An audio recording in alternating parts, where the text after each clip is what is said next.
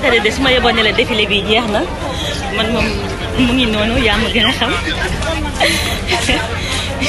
yàlla baax na yaa ngi gis mbooloo mi vraiment macha allah ku nekk xam nga ne Macky mu ngi ci yoon